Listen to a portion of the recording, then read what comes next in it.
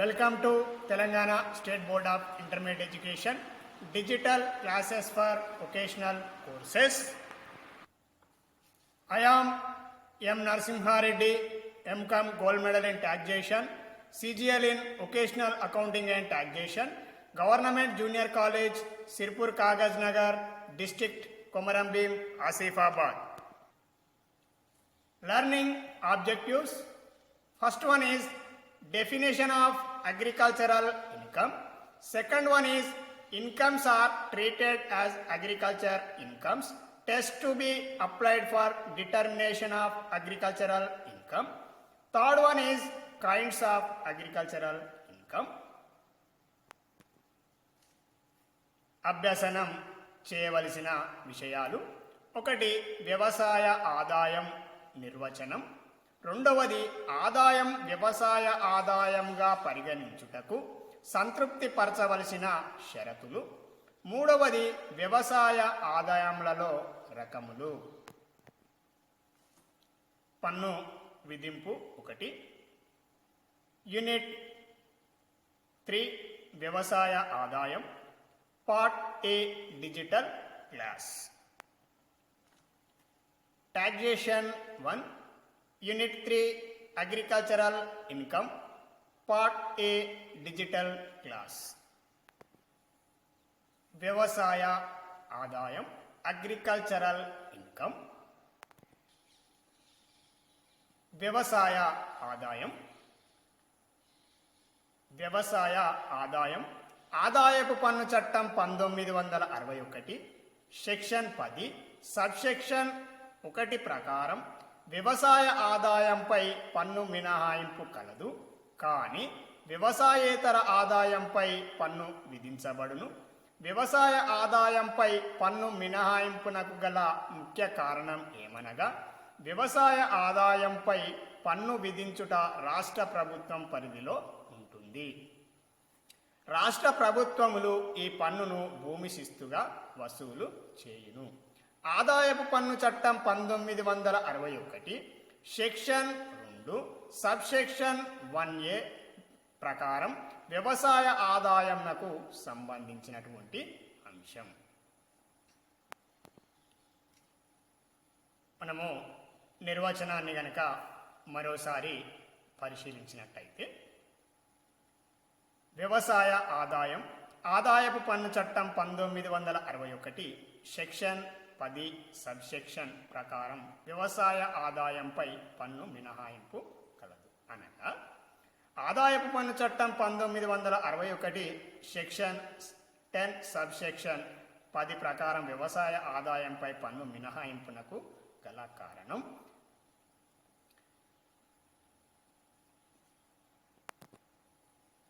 మన దేశంలో ఆదాయపు పన్ను చట్టం ప్రారంభించిన బడినటువంటి సంవత్సరం 1961 సంవత్సరం నుండి కూడా నేటి వరకు వ్యవసాయ ఆదాయంపై పన్ను విధించబడలేదు.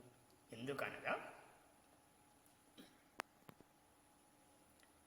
వ్యవసాయ ఆదాయంపై పన్ను విధించే అటువంటి అధికారం కేంద్ర ప్రభుత్వానికి కాక రాష్ట్ర ప్రభుత్వాలకు ప్రదానం చేయడం అనేది జరిగింది. అంటే వ్యవసాయ ఆదాయం ఏదైతే ఉందో ఆ ఆదాయం పైన పన్నును విధించే అటువంటి హక్కు అధికారాలను రాష్ట్ర ప్రభుత్వాలకు జారీ చేయడం అనేది జరిగింది. ఆ కారణం చేత రాష్ట్ర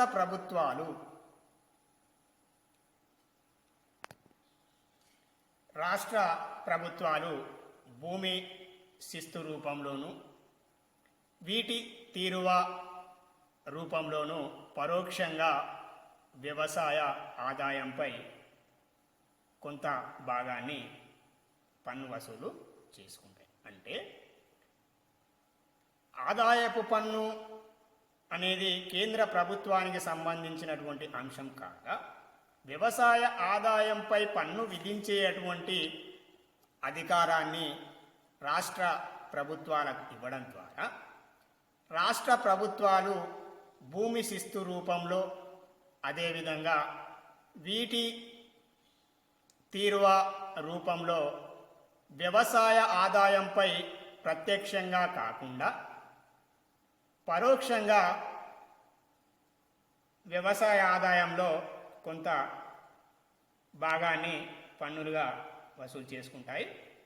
సెక్షన్ 10 సబ్ సెక్షన్ 1 ప్రకారం వ్యవసాయ ఆదాయాన్ని పన్ను నుండి మినహాయింపబడ్డ ఆదాయంగా పేర్కొన్నప్పటికీ ఆదాయపు పన్ను రేటు నిర్ధారణ కొరకు వ్యవసాయ ఆదాయమును ఇతర ఆదాయముల కోసం ఏకీకరణ చేయవలసినటువంటి అవసరం అనేది ఉంటుంది. అది మనము ముందు చాప్టర్లో మనం ఈ నెక్స్ట్ క్లాస్లో మనం నేర్చుకోబోతాం. అంటే ఇచ్చినటువంటి నిర్వచనాన్ని కనుక సరిగా పరిశీలించినట్టయితే ఆదాయపు పన్ను చట్టం 1961 సెక్షన్ 10 సబ్ సెక్షన్ 1 అనేది వ్యవసాయ ఆదాయంకు మినహాయింపునకు సంబంధించినటువంటి అంశం. విద్యార్థులు గమనించాలి ఇక్కడ. అదేవిధంగా రెండవది ఆదాయపు పన్ను చట్టం 1961 సెక్షన్ 2 సబ్ సెక్షన్ 1A వ్యవసాయ ఆదాయంకు సంబంధించినది. కేవలం ఆదాయపు పన్ను చట్టం 1961 సెక్షన్ 10 సబ్ సెక్షన్ 1 ప్రకారము ఆదాయపు మినహాయించబడినటువంటి ఆదాయమునకు సంబంధించినటువంటిది వ్యవసాయ ఆదాయానికి కాగా, అదేవిధంగా ఆదాయపు పన్ను చట్టం 1961 సెక్షన్ 2 సబ్ సెక్షన్ A ప్రకారం మనం వ్యవసాయ ఆదాయం గురించి అభ్యసించడం అనేది జరుగుతుంది. అదేవిధంగా ఇచ్చినటువంటి నిర్వచనాన్ని పరిశీలించినట్టయితే వ్యవసాయ ఆదాయాన్ని వ్యవసాయ ఆదాయంగా మరియు వ్యవసాయేతర ఆదాయంగా 2 రకాలుగా వర్గీకరించడం అనేది జరిగింది. అదేవిధంగా ఆదాయపు పన్ను చట్టం 1961 సెక్షన్ 10 సబ్ సెక్షన్ 1 ప్రకారం వ్యవసాయ ఆదాయం అని ఏదైతే నిరూపించబడుతుందో ఆ నిరూపించబడ్డటువంటి వ్యవసాయ ఆదాయం పైన ఎటువంటి పన్ను చెల్లించవలసినటువంటి అవసరం లేదు.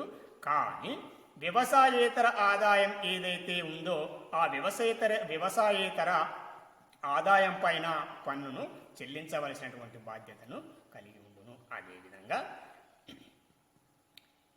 వ్యవసాయ ఆదాయంపై పన్ను మినహాయింపునకు గల కారణం కేంద్ర ప్రభుత్వం రాష్ట్ర ప్రభుత్వాలకు వ్యవసాయ ఆదాయంపై పన్నును వసూలు చేసుకునేటువంటి హక్కును కల్పించిన కారణం చేత ఆయా రాష్ట్ర ప్రభుత్వాలు భూమి శిస్తు రూపంలో కానీ లేదా వీటి తీరువ రూపంలో పరోక్షంగా వ్యవసాయ ఆదాయంపై పన్నును వసూలు చేసుకోవడం అనేది జరుగుతుంది. అదేవిధంగా ఇక విద్యార్థులు ఇందులో గుర్తుంచుకోవాల్సినటువంటి 2 విషయాలు: మినహాయింపబడినటువంటి ఆదాయమునకు సంబంధించినది ఆదాయపు పన్ను చట్టం 1961 సెక్షన్ 10 సబ్ సెక్షన్ 1 కాగా, అదేవిధంగా ఆదాయపు పన్ను చట్టం 1961 సెక్షన్ 2 సబ్ సెక్షన్ 1A అనేది వ్యవసాయ ఆదాయాన్ని అధ్యయనంకు ఉపయోగపడు అందులో పేర్కొనబడినటువంటి సెక్షన్ 2(1)A నందు వ్యవసాయ ఆదాయం గురించి అధ్యయనం చేయడం అనేది జరుగుతుంది. Agricultural income section 10 subsection 1 of the Income Tax Act 1961 has exempted agricultural income from tax. However, the agricultural income is included in the total income to determine the tax on the non-agricultural income.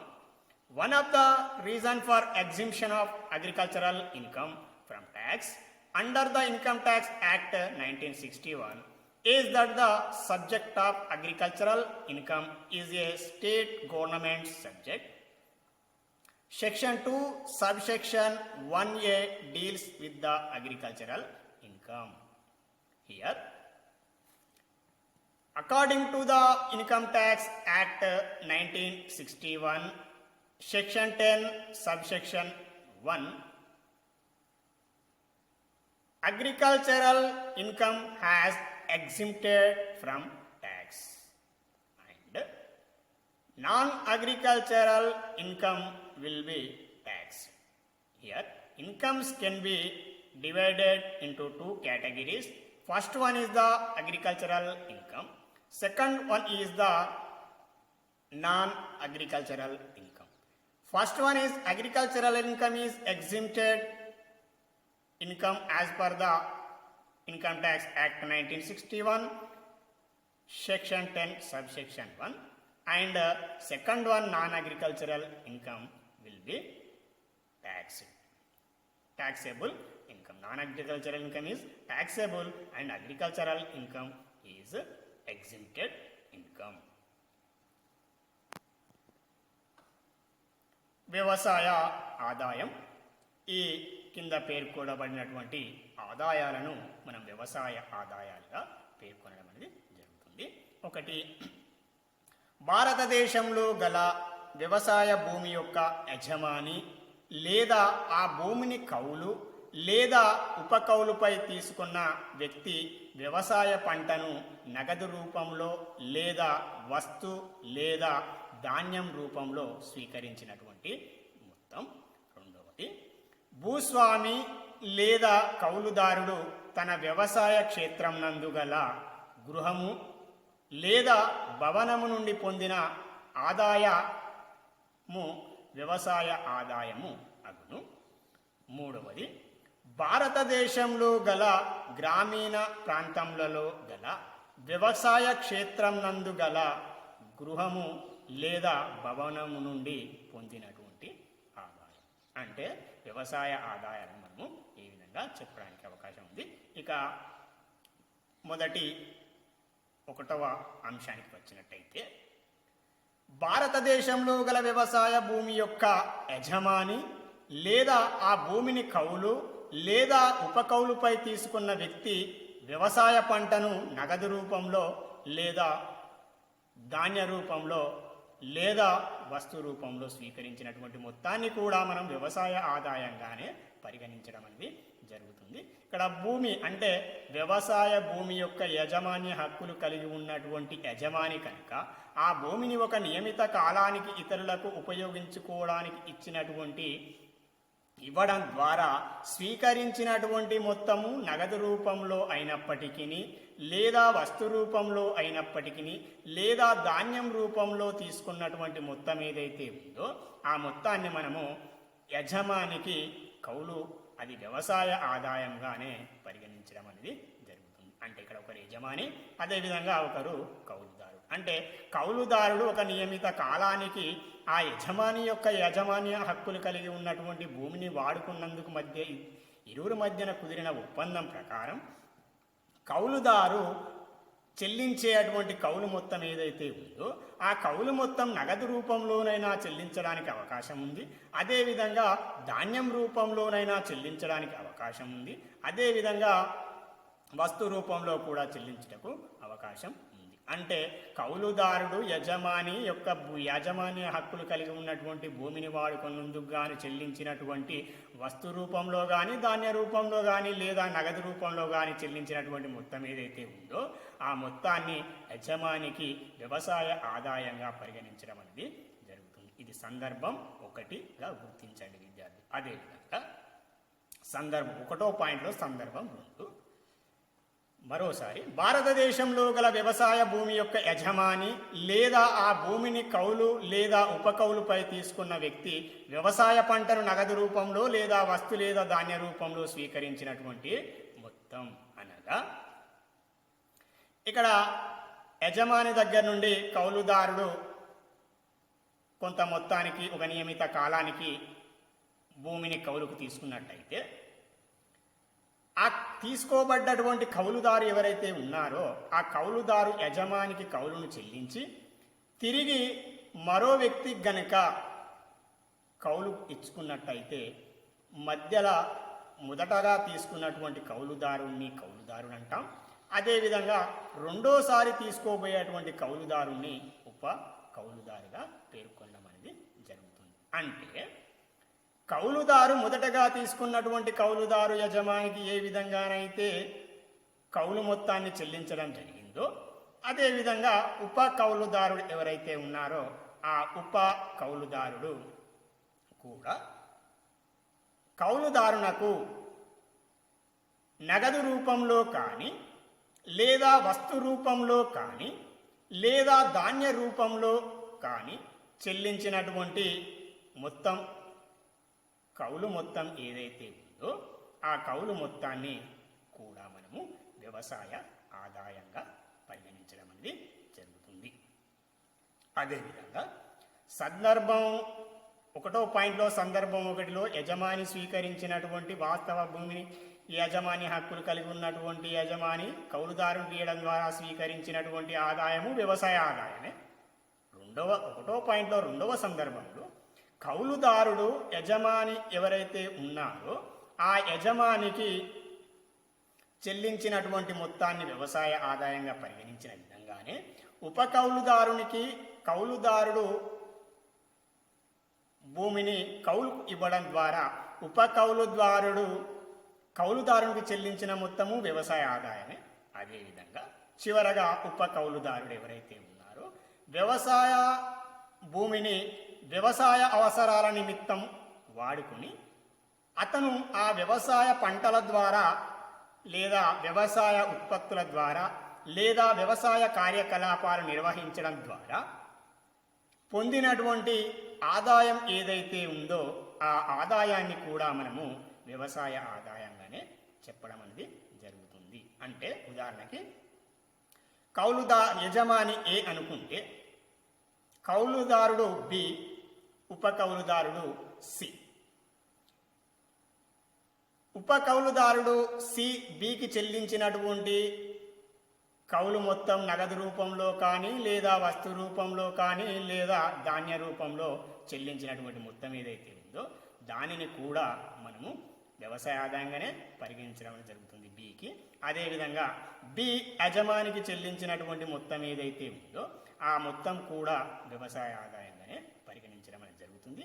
అదేవిధంగా చివరగా C వ్యవసాయ పనులను నిర్వహించడం ద్వారా స్వీకరించిన లేదా ఆర్జించినటువంటి మొత్తం ఏదైతే ఉందో ఆ మొత్తాన్ని కూడా మనం వ్యవసాయ ఆదాయంగా పరిగణించడం అనేది జరుగుతుంది. Agricultural income. First point, if the owner are tenant of the agricultural land situated in India receives sale money of crop either in cash or kind will be treated as agricultural income. Second one, if the owner or tenant of the agricultural land performs certain processes to make the agricultural product fit for sale and receives sale money is also treated as agricultural income. Third point, income derived by owner or tenant of the agricultural land from a building situated in the farmhouse if the house or building situated in rural area, it means not in urban area, is also treated as agricultural income. Once again, agricultural income. First point, if the owner or tenant of the agricultural land situated in India receives sale money of crop either in cash or kind. Say owner receives sale money of crop either in, it may be in cash form or in the form of kind, is also will be treated as agricultural income. Second point, if the owner or tenant of the agricultural land performs certain process to make the agricultural product fit for sale and receives sales money. Third point, income derived by owner or tenant of the agricultural land from a building situated in the farmhouse if the house or building situated in rural area. మనము ఇంతకుముందు తెలుసుకున్నటువంటి వ్యవసాయ ఆదాయాలు ఏవైతే ఉన్నాయో ఆ వ్యవసాయ ఆదాయములను వ్యవసాయ ఆదాయములుగా పరిగణించవలనంటే ఈ దిగువ తెలిపినటువంటి 3 షరతులను సంతృప్తి పరిచినప్పుడు మాత్రమే ఆ ఆదాయాన్ని వ్యవసాయ ఆదాయంగా గుర్తించడం అనేది జరుగుతుంది లేదా పరిగణించడం అనేది జరుగుతుంది. ఒకవేళ ఈ క్రింది 3 షరతులను సంతృప్తి పరచనప్పుడు ఆ ఆదాయాన్ని మనము వ్యవసాయేతర ఆదాయంగా కానీ లేదా ఇతర శీర్షికలలో చూపించేటువంటి ఆదాయంగా నిర్ధారణ చేయవలసి ఉంటుంది. అనగా విషయానికి వచ్చినట్లయితే పైన తెలియజేసినటువంటి 3 రకముల ఆదాయములకు ఈ క్రింద తెలిపిన షరతులను సంతృప్తి పరిచినప్పుడు మాత్రమే వాటిని వ్యవసాయ ఆదాయంగా పరిగణించబడును. ఒకటవది, ఆదాయము భూమి నుండి లభించవలెను. రెండవది, ఆ భూమి వ్యవసాయమునకు మాత్రమే ఉపయోగించవలెను. మూడవది, ఆ భూమి భారతదేశంలోనే ఉండవలెను. అంటే ఈ 3 కండిషన్స్ కనుక, షరతులను గనుక సంతృప్తి పరిచినప్పుడు మాత్రమే ఆ ఆదాయాన్ని వ్యవసాయ ఆదాయంగా గుర్తించబడడం అనేది జరుగుతుంది. ఒకవేళ ఎస్ఎస్సి కనుక ఈ 3 షరతులను సంతృప్తి పరిచినప్పుడు ద్వారా ఆదాయాన్ని కనుక ఆర్జించినట్టయితే లేదా సంపాదించినట్టయితే ఆ ఆదాయాన్ని మనము వ్యవసాయ ఆదాయంగా గుర్తించవలసినటువంటి అవసరం అనేది ఉంది. అదేవిధంగా ఒకవేళ గనుక ఎస్ఎస్సి ఈ 3 షరతులను సంతృప్తి పరచని ఎడల ఆ ఆదాయాన్ని వ్యవసాయేతర ఆదాయంగా కానీ లేదా ఇతర వనరుల శీర్షిక క్రింద చూపించవలసినటువంటి అంశాలుగా మనము పేర్కొనడం అనేది జరుగుతుంది. అదేవిధంగా కండిషన్ నెంబర్ 1లో ఆదాయం భూమి నుండి లభించవలెను. అంటే ఆ భూమి అనేది వ్యవసాయ పనులకు ఉపయోగపడవలెను. అదేవిధంగా ఆ భూమి వ్యవసాయమునకు మాత్రమే ఉపయోగించవలెను. అదేవిధంగా ఆ భూమి భారతదేశంలోనే ఉండవలెను. అంటే మనం వ్యవసాయం చేయబోయేటువంటి భూమి తప్పనిసరిగా భారతదేశంలోనే ఉండవలెను. ఒకటి, ఆ భూమిని వ్యవసాయ పనుల నిమిత్తం మాత్రమే ఉపయోగించవలెను. అదేవిధంగా ప్రాథమికమైనటువంటి పనులను మరియు ద్వితీయమైనటువంటి లేదా అనుబంధ పనులను నిర్వహించడం ద్వారా మనము ఆదాయాన్ని కనుక ఆర్జించినట్టయితే ఆ ఆదాయాన్ని మనము వ్యవసాయ ఆదాయంగా గుర్తించడానికి అవకాశము కలదు. అదేవిధంగా ఆ ఆదాయము భూమి నుండి మాత్రమే లభించవలను. అంటే మనం ఇంతకుముందు చెప్పుకున్నట్టు యజమానికి ఉన్నటువంటి యాజమాన్య హక్కుల ప్రకారం ఆ భూస్వామి లేదా భూమి యొక్క యజమాని వ్యవసాయాన్ని చేయడం ద్వారా ఆదాయాన్ని ఆర్జించడానికి అవకాశం ఉంది. రెండవది, యజమాని ఒక నియమిత కాలానికి కౌలుకు ఇవ్వడం ద్వారా కూడా ఆదాయాన్ని ఆర్జించడానికి అవకాశం ఉంది. అదేవిధంగా మూడవది, యజమాని కౌలుకిస్తూ వస్తు రూపంలో కానీ లేదా ధాన్య రూపంలో కొంత భాగం తీసుకొని కూడా ఆదాయాన్ని స్వీకరించడానికి అవకాశం అనేది ఉంది. కావున యజమానికి ఉన్నటువంటి హక్కులు ఏవైతే ఉన్నాయో ఆ హక్కులను ఒక నియమిత కాలానికి కౌలుదారునికి దారాదత్తం చేయవలసినటువంటి హక్కులను ఒక నియమిత కాలానికి వాడుకున్నటకు వదిలివేయవలసి ఉంటుంది. కావున కౌలుదారులు కనుక చెల్లించినటువంటి మొత్తం ఏదైతే ఉందో అది యజమానికి వ్యవసాయ ఆదాయంగా పరిగణించినట్లయితే కౌలుదారుడు కూడా ఉపకౌలుకు ఇవ్వడం ద్వారా స్వీకరించినటువంటి మొత్తం నగదు రూపంలో కానీ వస్తు రూపంలో కానీ లేదా ధాన్య రూపంలో స్వీకరించినటువంటి మొత్తాన్ని కూడా వ్యవసాయ ఆదాయంగా మనం భావించడం అనేది జరుగుతుంది. The above 3 incomes are treated as agricultural income only when the following three conditions are satisfied. First one is rent or revenue derived from land. Second one, the land is used for agricultural purpose. Third one, the land is situated in India. If assessee satisfies the following three conditions, incomes are treated as agricultural income. If assessee not satisfying following three conditions,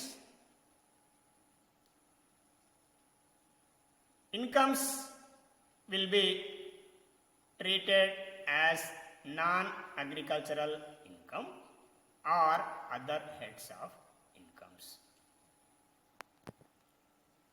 మనము చదవబోయేటువంటి third unit వ్యవసాయ ఆదాయం ఏదైతే ఉందో, వ్యవసాయ ఆదాయానికి పన్ను మినహాయింపునకు గల కారణం,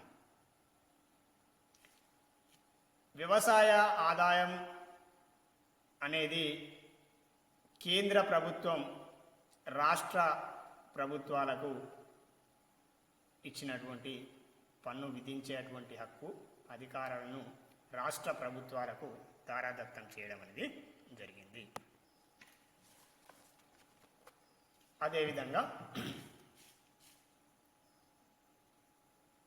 వ్యవసాయ ఆదాయం ఆదాయపు పన్ను చట్టం 1961 సెక్షన్ 10 సబ్ సెక్షన్ ప్రకారం వ్యవసాయ ఆదాయంపై పన్ను మినహాయింపు కలదు. సెక్షన్ 10 సబ్ సెక్షన్ 1 ప్రకారం వ్యవసాయ ఆదాయం నుండి పన్ను నుండి మినహాయించబడ్డ ఆదాయంగా పేర్కొన్నప్పటికీ ఆదాయపు పన్ను రేటు నిర్ధారణ కొరకు వ్యవసాయ ఆదాయమును ఇతర ఆదాయంలో ఏకీకృతం చేయవలసినటువంటి అవసరం ఉంటుంది. దీన్ని ఆదాయాల ఏకీకరణ అని చెప్పడం అనేది జరుగుతుంది. అంటే వ్యవసాయేతర ఆదాయం పైన మరియు ఇతర ఆదాయాలతో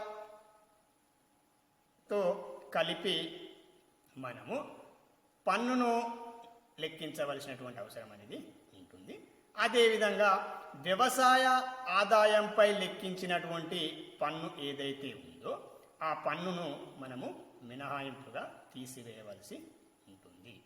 అంటే వ్యవసాయం నుండి ఆర్జించినటువంటి ఆదాయం అసెస్సీ కలిగి ఉండి, అదేవిధంగా అసెస్సీ వ్యవసాయేతర ఆదాయాన్ని కలిగి ఉండి, అదేవిధంగా ఇతర వనరుల నుండి వచ్చినటువంటి లేదా ఇతర శీర్షికలైనటువంటి ఆదాయాలు కనుక కలిగి ఉన్నట్టయితే ఆ అసెస్సీకి మినహాయించబడిన మొత్తం ఆదాయం కంటే ఎక్కువ మొత్తం ఆదాయాన్ని కలిగి ఉన్నప్పుడు మనము వ్యవసాయ ఆదాయాన్ని సందర్భం 1లో వ్యవసాయ ఆదాయాన్ని, అదేవిధంగా వ్యవసాయేతర ఆదాయాన్ని కలిపి మనము అదేవిధంగా ఇతర శీర్షికల ఆదాయాలను కలిపి మనము పన్నును లెక్కించవలసి ఉంటుంది. అదేవిధంగా రెండో సందర్భంలో వ్యవసాయ ఆదాయాన్ని మనము వ్యవసాయేతర ఆదాయం అదేవిధంగా మరో ఇతర ఆదాయాలతో ఏకీకృతం చేసి లెక్కించవలసినటువంటి అవసరం అనేది ఉంటుంది. ఇక్కడ సబ్జెక్ట్ విషయానికి వచ్చినట్టయితే విద్యార్థులు బాగా గుర్తుంచుకోవాల్సినటువంటి విషయం, వ్యవసాయ ఆదాయం అనేది రాష్ట్ర ప్రభుత్వాల ఆధీనంలో ఉన్నటువంటి అంశం. మళ్ళీ అదేవిధంగా ఆదాయపు పన్ను చట్టం 1961 సెక్షన్ 10 సబ్ సెక్షన్ 1 ప్రకారం వ్యవసాయ ఆదాయం మినహాయింపునకు మాత్రం సంబంధించినటువంటి విషయాన్ని సెక్షన్ 10 సబ్ సెక్షన్ 1 నందు పొందుపరచడం అనేది జరిగింది. అదేవిధంగా వ్యవసాయ ఆదాయం గురించి అధ్యయనం చేయడం కోసం కాను ఆదాయపు పన్ను చట్టం 1961లోని సెక్షన్ 2(1)(a) సెక్షన్ ఏదైతే ఉందో ఆ సెక్షన్ వ్యవసాయ ఆదాయమును గురించి తెలియపరచడం అనేది జరుగుతుంది. అదేవిధంగా ఆదాయపు పన్ను చట్టం 1961 దృష్టిలో వ్యవసాయ ఆదాయాలను 2 రకాలుగా వర్గీకరించడం అనేది జరిగింది. ఒకటి వ్యవసాయ ఆదాయం, రెండవది వ్యవసాయేతర ఆదాయాలు. అదేవిధంగా వ్యవసాయ ఆదాయాన్ని వ్యవసాయ ఆదాయంగా గుర్తించుటకు పరిగణించవలసినటువంటి షరతులు ఏవైతే ఉన్నాయో ఆ షరతులను పార్ట్ బి డిజిటల్ క్లాస్ నందు మనము నేర్చుకోబోతున్నాం. Thank you.